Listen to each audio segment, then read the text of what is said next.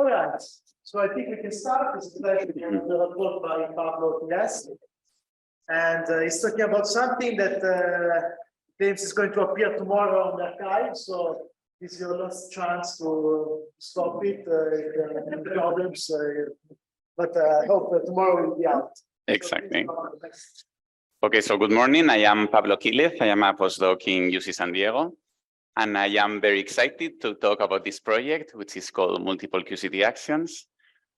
And I cannot imagine a better audience. So thank you very much to the organizers for the opportunity to talk and also for organizing this really nice workshop. This is a work that I have done in collaboration with Belén Gabela and Maria Ramos. And as Lucas said, it will appear tomorrow on the archive.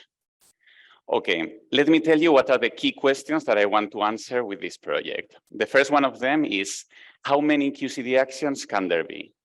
We all have this intuition that even if there are a lot of actions in nature, and even if all of them couple to GE dual, we all have this intuition that at the end, there's only one linear combination that really plays the role of the QCD action, right? However, is this completely true? Then another question that I want to answer is, can the QCD action deviate from the standard MA-FA relation, even if QCD is the only source of Pechequin breaking? So we know that we can deviate from this relation if we introduce new sources, like new confining groups, new instantons, as for example, Vereziani explained us yesterday. But now I'm asking a simpler question. So can I deviate from this only with a theory that has a true Pechequin symmetry that is only broken by the QCD anomaly? And then more generically, imagine that there's more scalar singlets in nature, there are more ALPs. In general, and actually this is expected and motivated from some theories, right? For example, in string theory, people expect that there are a lot of these ALPs. If they exist, in general, they will mix because they are singlets. So what are the consequences of a general mixing of these scalar fields with the QCD action? Okay, so in order to answer all these questions, let's start with the basics, that is the single QCD action. So let's assume that we have only one QCD action, and the most important coupling of the action is the coupling to gluons, right? Because we know that we need this coupling in order to solve the strong CP problem. And this also allows us to obtain one of the most model-independent predictions of the QCD action paradigm. That is that from this single coupling, we obtain two things. We obtain the coupling to the neutron EDM, and we also obtain the action mass. And as a consequence, there's a one-to-one relation between FA and MA. And this is the usual M-pi-F-pi that we all know. And this is basically the topological susceptibility. So this means that when we're looking at the coupling to the EDM, the coupling to gluons, it is not a QCD action band, but it is a truly QCD action line, or at least in the single action case. Oh, sorry. Of course, with other couplings, of course, with other couplings like the coupling to photons, one can get photophobic or photophilic axions, right? Or if you introduce more sources of breaking, you can also make heavier or lighter actions. But in this talk, I'm going to focus in a much simpler possibility in which the only source of breaking is going to be GG dual. I'm not going to allow for any other extra breaking of Pechequin symmetry. Okay, so multiple QCD actions. This is the setup. We're going to have n actions that here in this basis I'm denoting by a hat that in general couple to GG dual, and also they have an extra potential. This is in all generality, right? It could also be that some of the actions do not couple to GG dual, and this means that f hat k goes to infinity. And here I am reabsorbing whatever possible anomaly coefficient that I could have. Then, since I want to solve the strong CP problem, I want this system to have a true Pechequin symmetry. This means that one of the SIP symmetries of this combination of actions will be classically exact and only broken by Pechequin, and only broken by the GG dual term. Okay, and this will ensure that I can solve the strong CP problem. Then, generically, here I will have then these two contributions to the action mass system, right? And then the general procedure to see whether I truly can deviate from the line would be to diagonalize the mass matrix, and then compute the coupling to gluons of each one of the action eigenstates. This means that the MI-FI I'm interested in is not the starting one here, but the one of the truly coupling to gluons at the very end. And I can compute that by obtaining the overlap of each axion mass eigenstate with the combination that couples to GG dual, right? And this defines the Fi, right? Without the hat, that is the physical coupling to the gluons. So now if I have this system and I have computed, I have diagonalized, and therefore I have obtained all the MIs and FIs, right? Then in principle, I can see where all these actions happen to be in this parameter space. And in order to understand where they are, I'm going to define this G factor, which is not a coupling. Okay, maybe that was a bad notation. GI is not a coupling, right? But this just parameterizes how much I am deviating from the usual relation, okay? So in other words, GI is nothing but MI FI squared over the topological susceptibility. And this means that if a given axion eigenstate has a G of 2, then this means that the line is moving by a factor square root of 2, okay?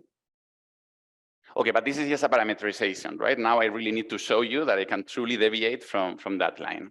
And in order to do so, I'm going to choose this really simple system that is actually quite similar to the one that Mario presented yesterday.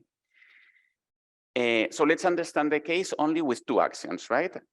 Let's assume that I have two actions, and I'm choosing a specific case in which the combination that couples to GG dual is basically A1 plus A2, whereas I am only adding a explicit mass term for A2, okay?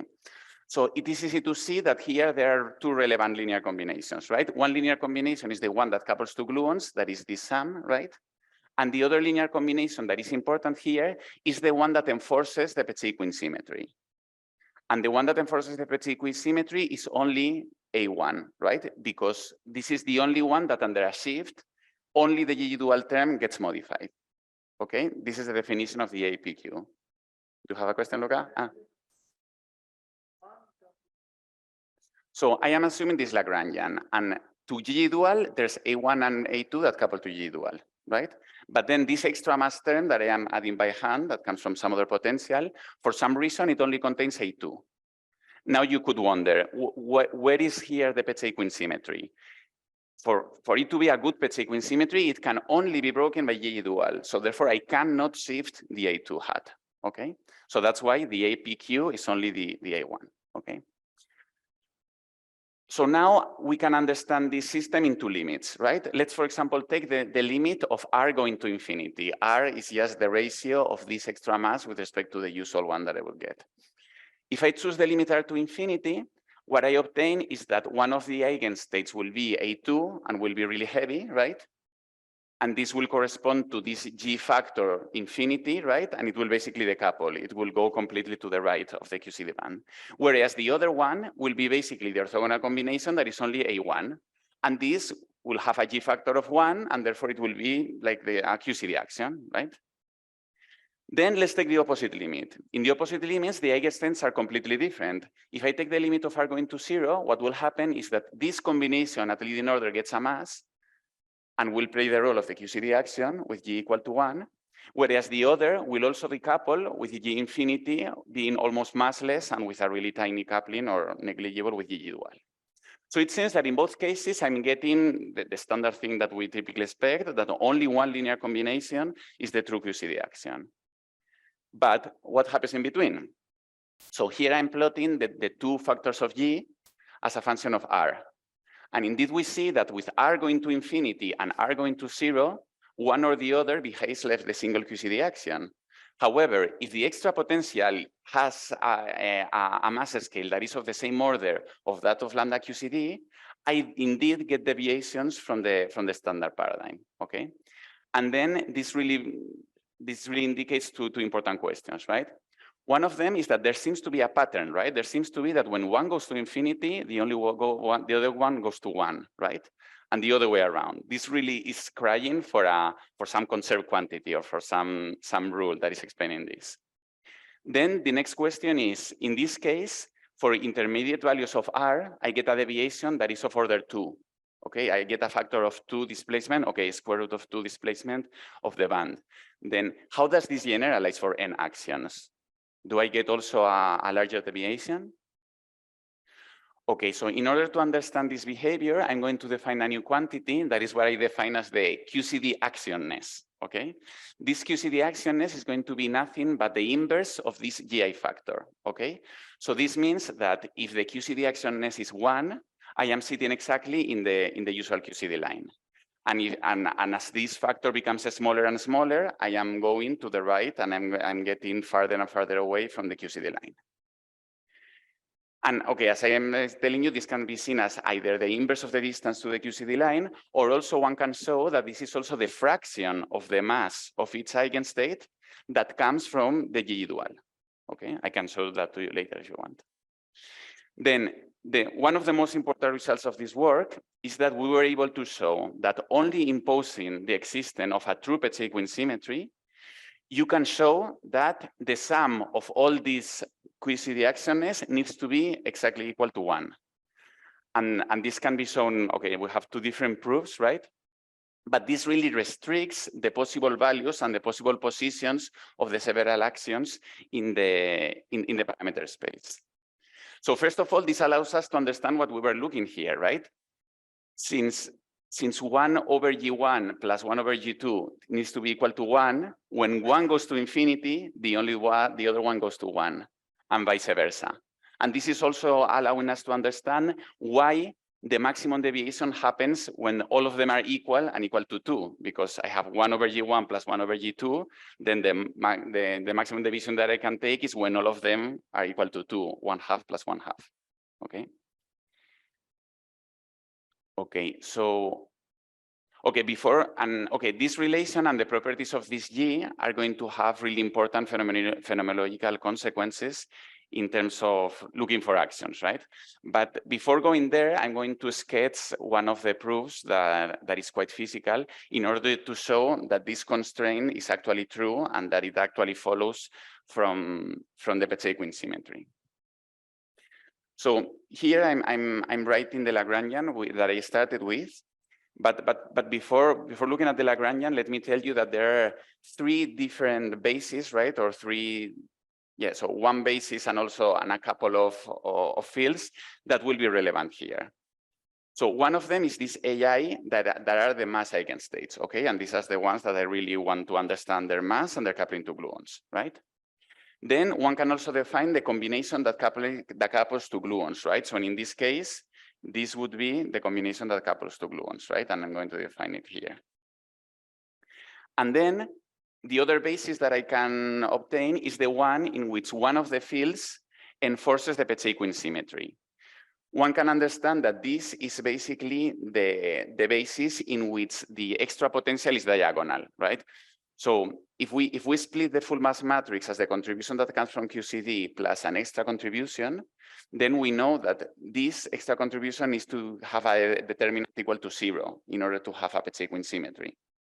And the eigenstate with vanishing eigenvalue will be exactly this Peccei-Quinn. Okay, in other words, I define this A Peccei-Quinn as the field whose shift symmetry is only broken by GE dual. Okay, that is why here in this extra potential, this only depends on all the others, and it does not depend on the A Peccei-Quinn.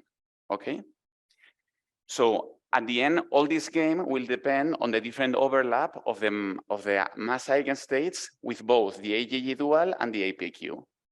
And the usual limits that we consider are cases in which one of them is already aligned with one of these two.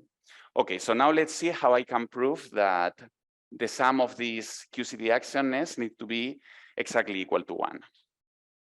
So what I'm going to do is to impose somehow Peccei-Quinn matching, right? Okay, I have a question there. Yes.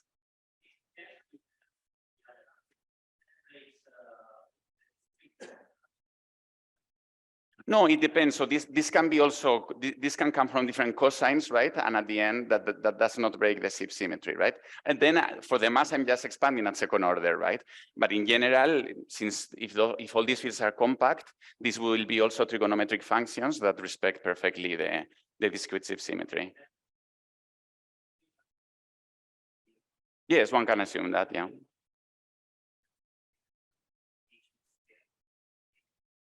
Yeah, but okay, I wrote that as an expansion but I'm always thinking about cosines that then I expand and then I have a mass term. Yes. Yes. Okay. So now what I can do is to, so now what I want to do is to make a Petequian transformation, right? So under a Petequian transformation, what I know is that the field APQ has a shift of APQ plus alpha times FPQ, okay? So then, if I make this shift here, then the variation of the Lagrangian is going to be nothing but what we expect, a tadpole for the axion that couples to GG dual, right? So then this is nothing but alpha, the topological susceptibility. Okay, before that, let me say that this is the coupling to GG dual, but then if I want to compute the mass, then this translates into this kind of mass term, right? Where here I have the topological susceptibility, right? The m pi f pi, whatever. Okay, now if I make that Petequian transformation in this starting Lagrangian, what I get is that the modification of the Lagrangian is going to be equal to this.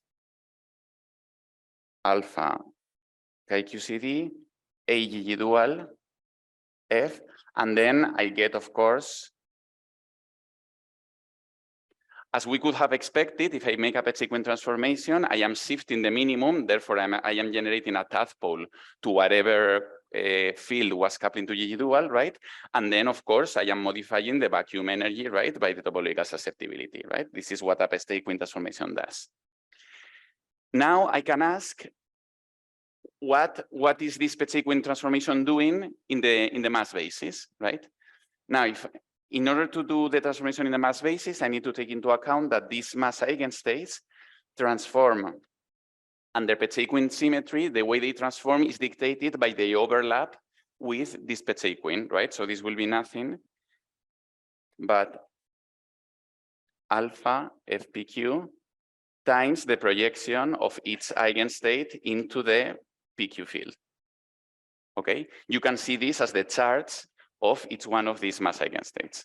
Okay, so now substituting this shift in here, what one can get is that the modification of the Lagrangian in the mass basis is going to be nothing but alpha FPQ MI squared, the overlap here, times AI. Okay, so now by imposing that this transformation needs to be equal in both bases, right? I am implying that all this needs to be equal to all this, right? And then another thing that I knew is that this AGG dual is also equal, by definition, to AI over Fi, because if you remember, we were defining the Fi as the coupling of the physical eigenstates with the GG dual, right? So then this is also equal to this. So combining this and this, one can obtain that the overlap or the Petequian charge of these eigenstates for the Lagrangian to be invariant under Petequian symmetry, except for the dual term, then the condition that we obtain is that this needs to be equal to this.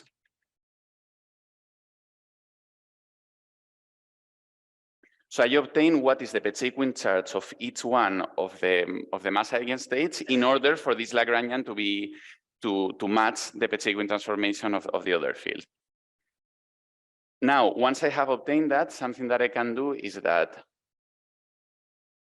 okay, I don't know if I already lost you with this, but then just by computing this,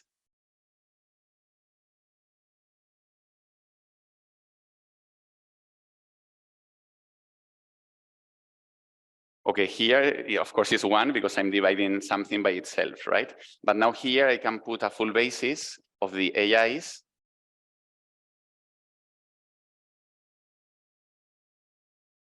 And sum over all of them, right? And this here, AGG over AI, is exactly what I just computed, okay? And then if you follow, all the rest is known, right? But if you follow a couple of steps, what you obtain is that this is exactly equal to the topological susceptibility over MI Fi. This means this is the sum of 1 over GI, as we wanted to show, okay? The conclusion is that in order for the Lagrangian to have a true Peccei-Quinn symmetry, and that means a symmetry that is only broken by the QCD anomaly, then the possible values of Mi and Fi are not arbitrary, but they need to fulfill this constraint. Okay. So now I'm going to show you the interesting phenomenological consequences that this has. Yes.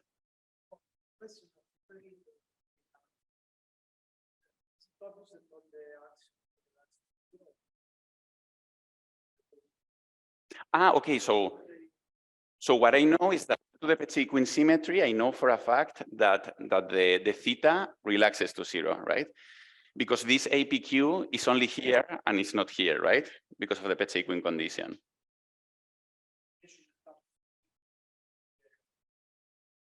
Well, it's not exactly the one that couples to G-dual, but at least it contains a bit of the one that has the Peccei-Quinn symmetry. So in the same way that before in the simple case here, it was not the full, sorry, well. Yeah, so here the only requirement is that at least this A1 has a good shift symmetry that is only broken by G-dual, right?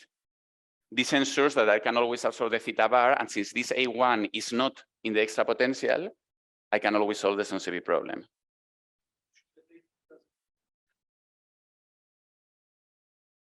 No, I don't care, right? So as long as I have a true Peccei-Quinn symmetry, I know that the theta here is going to be unphysical, and whatever combination here is going to be 0. Because even if this gets a BEV, then the A1 will get the BEV that absorbs both this and this, right? This is the way to understand it. The Peccei-Quinn symmetry really ensures that you're solving the Sonsevich problem. Okay, so this really simple relation is going to have dramatic phenomenological consequences. In particular, one can show that these GI factors are always larger than 1. So this means that if the Peccei-Quinn symmetry is a true Peccei-Quinn symmetry, I can only move to the right. And this is analogous to what Mario was saying yesterday in the case of unification, right? That by doing a scan, they were showing this. So in this case, we can show it that as a consequence of the extra potential being positive definite, this has to be the case. Then let's imagine that we detect an axion that is deviated from the line, and it is in here, okay, with a given value G star. This automatically implies that there, sorry, exactly. If I measure here in G star, this automatically implies that I cannot find any axion that is too close to the line. And the reason is that if I need to fulfill that 1 over GI is equal to 1, if I measure one of them, this means that now I separate the air from I equal to 2, right? Plus 1 over G star equal to 1. This means that now all the rest of axions need to sum not to 1, but to something smaller. And therefore, if there were an axion closer to the band, it will give me that the sum is larger than 1. So by detecting an axion here, I am saying that only assuming that the Peccei-Quinn is only broken by G-dual, I am excluding all axions in all this region of the parameter space. You're not convinced, Luca? Exactly. So this, of course, all this is under the assumption that the only source of breaking of Peccei-Quinn is the G-dual term, right? Which I think is a really minimal assumption, right? Yeah, exactly. Now let me show you a realistic case. Okay, now I will show a realistic case. Now let's assume that if I truly find an axion exactly in the line, if I find it exactly in the line, this excludes any other possible axion. Because if I find one in the line, this is already saturating this bound, right? Because I already, that one of them already gives me 1. This means that I'm excluding the possibility of finding any other axion in any region of the parameter space or with a coupling of G-dual. Of course, if the precision is not enough, right, then this will mean that it has to be farther away, right? But then typically out of range. Then, on top of this, we can also wonder what is the maximum deviation that we can get of the axion that is closest to the line, right? Because here, so this is telling us that all of them need to add to 1, right? But then we don't know exactly where they are, right? There are several possibilities for them to add up to 1, right? And we know that in some limits, one of them is exactly in the line, right? But then the question is, what is the maximum value that the minimum of all the G's can get? Or in other words, if I have several axions, I look to the one that is closest to the QCD line, and I wonder, how far away can it be from the QCD line?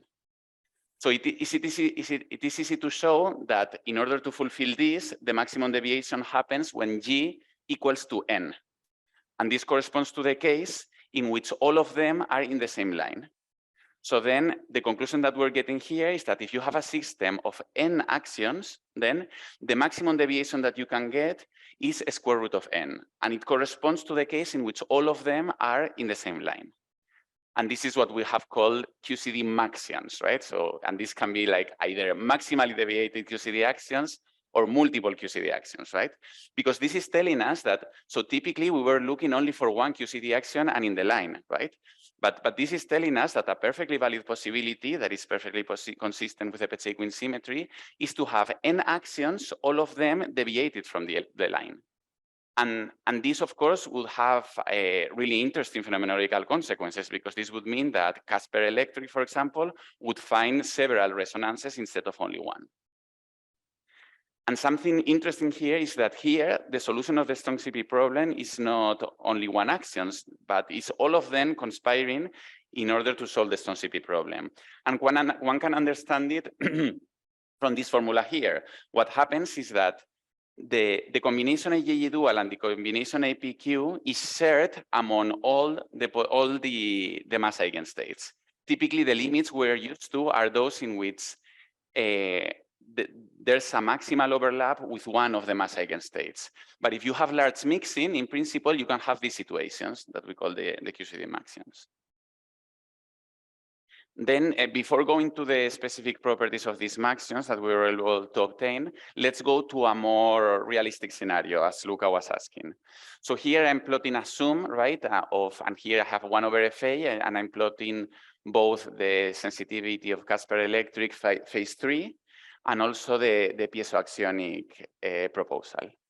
So now let's assume that I detect an axion here, right, that will be at the reach of Casper Electric.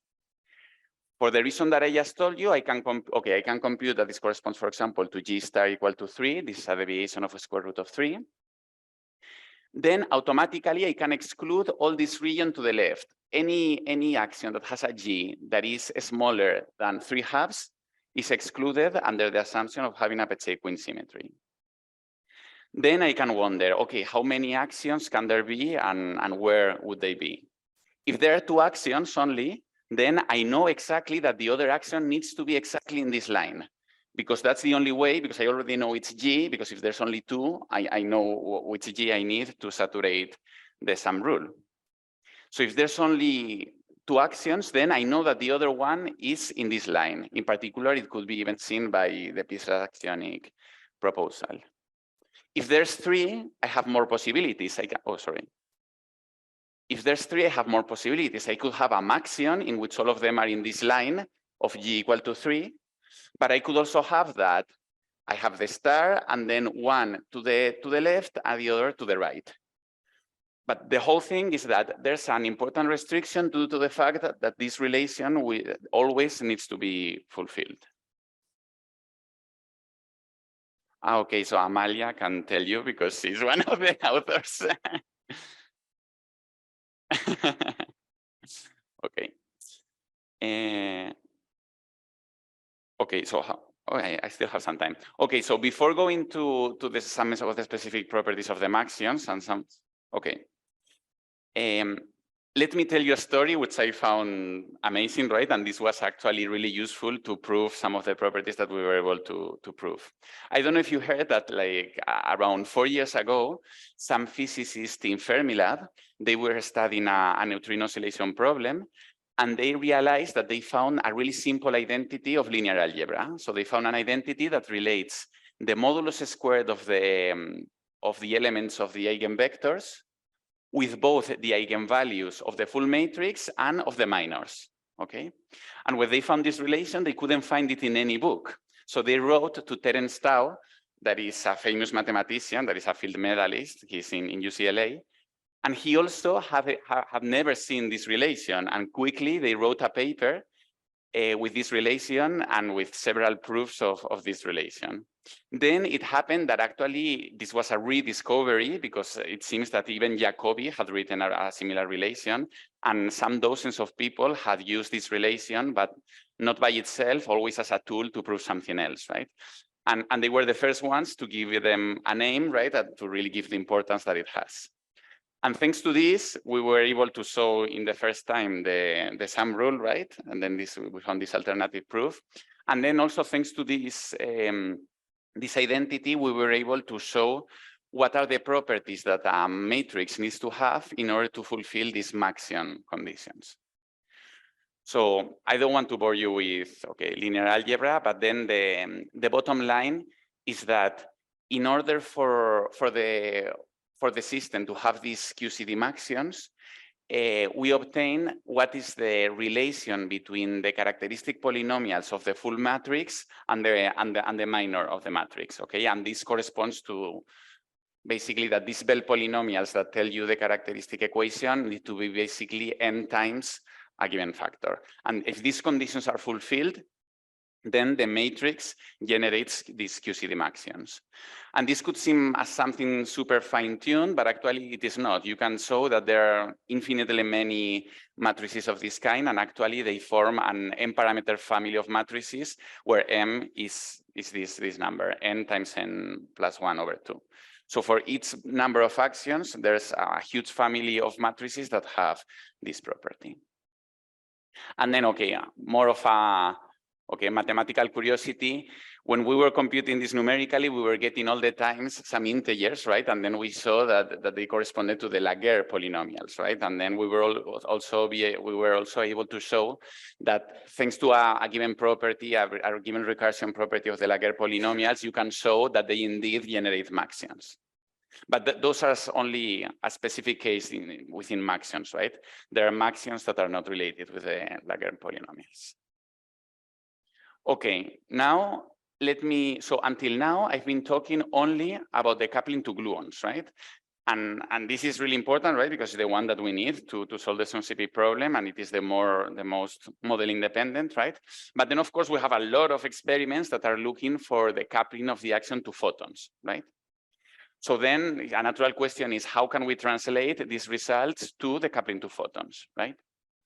So one can show, so of course here you have some extra model dependency, right? And if the E over N's of each starting axion are different, then we cannot predict that much.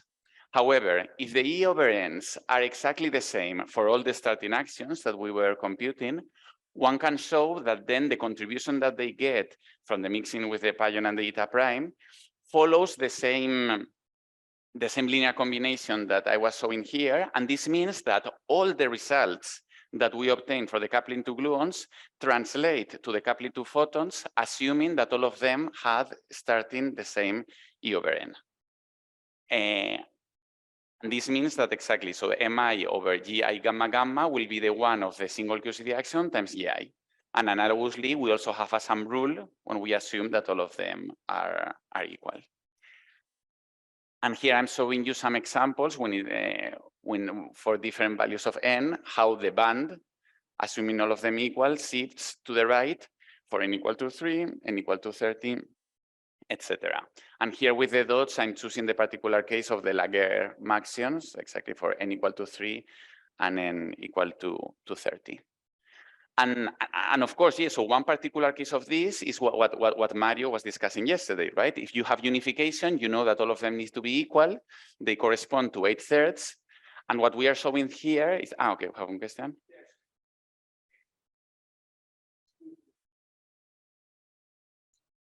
Yeah, exactly. Exactly, that's going to be here in the next with the caveats. Exactly, let me finish this and then I go to that, yeah. So, yeah, so I was saying that one particular case of this is the case of unification that Mario was discussing yesterday, right? And here what we are showing is that it is indeed true that you cannot go to the left, However, you can go to the right? And as we are showing, you can have several actions that are all of them moved to the right. It is not needed that one of them necessarily lies exactly in the line. Okay, now let's go to the caveats, and one important one is the one that we just heard, right?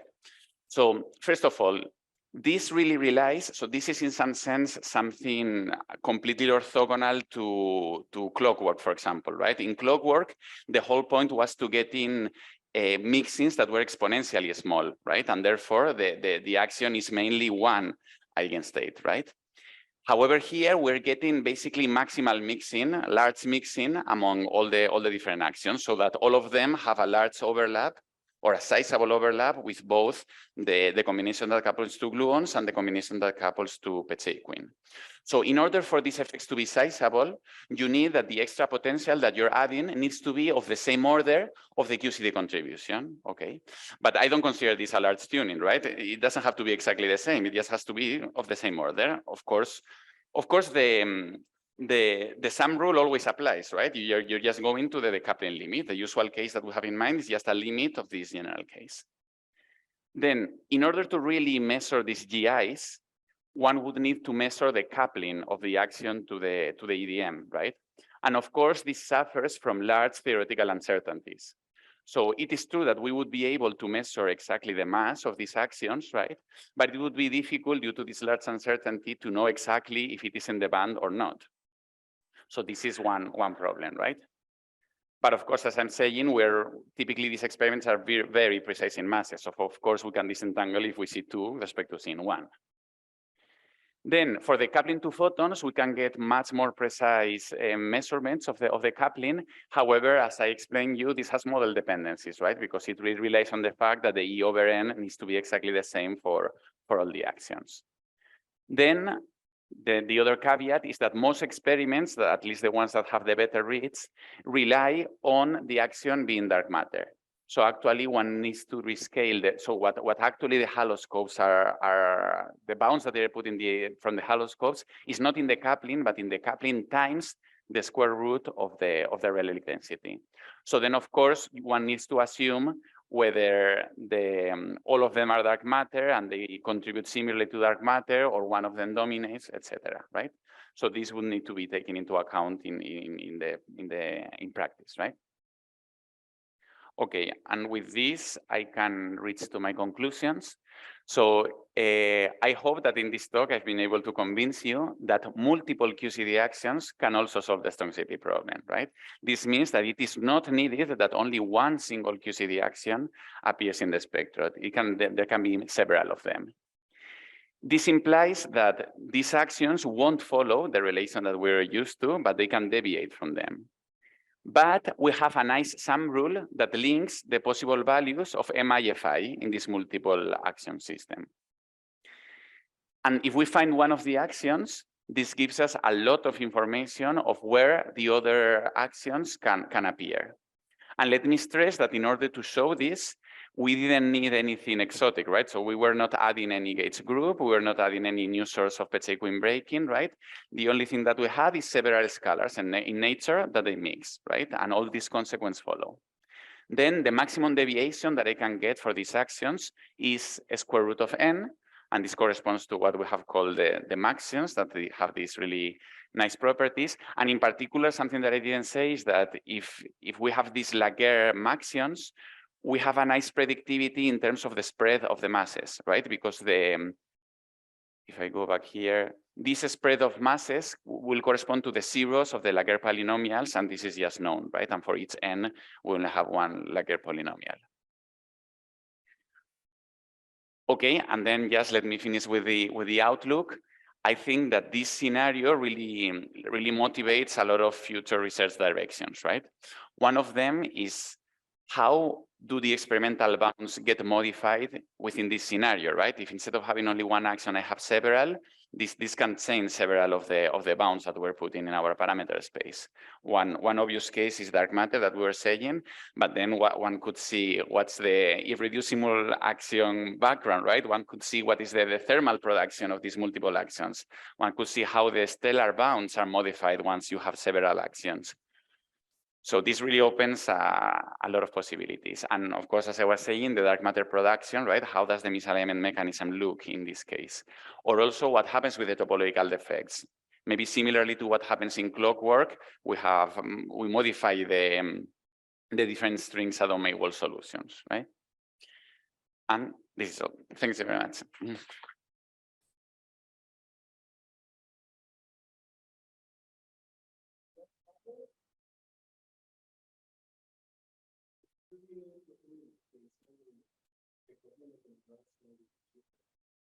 Sorry, the coupling?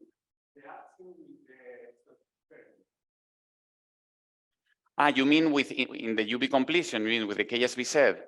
Well, that really depends on the UV completion, right? So for example, we also write a specific UV completion, but it's kind of trivial, right? So you just need to have but it really depends on the UV completion, so I cannot say much.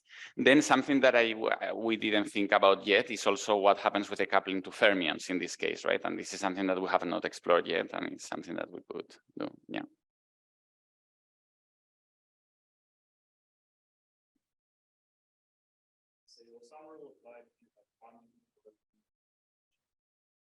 Only broken by QCD, right? Yeah.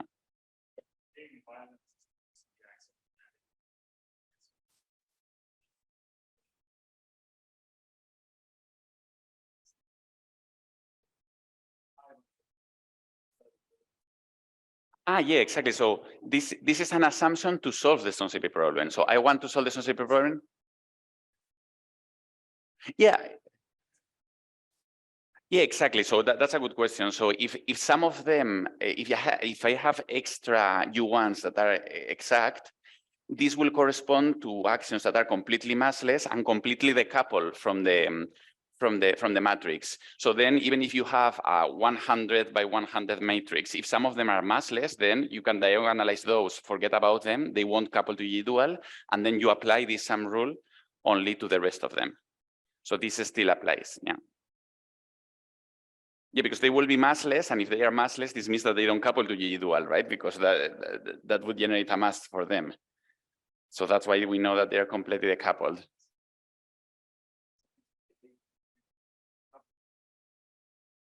Yeah, but if you have 5 copies, then you can write one combination of, if you have 2 copies, you can make the sum and the difference. And the difference won't couple to G dual. So if you have several U1s, you can always see the one that really couples to G dual and the orthogonal. So then you know that some of them will be massless and those just decouple from your mass matrix. And the sum rule still perfectly applies. The same happens if some of them are infinitely massive, right? They decouple from the matrix, and you can also see that they basically don't contribute to the sum rule. So the sum rule is still exact. Mm-hmm.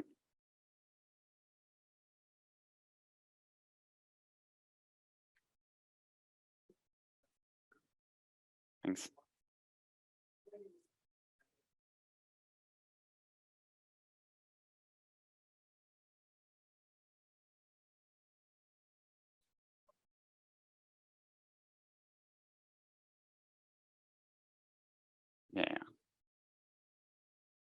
Yeah, I completely agree. Yeah, that's why.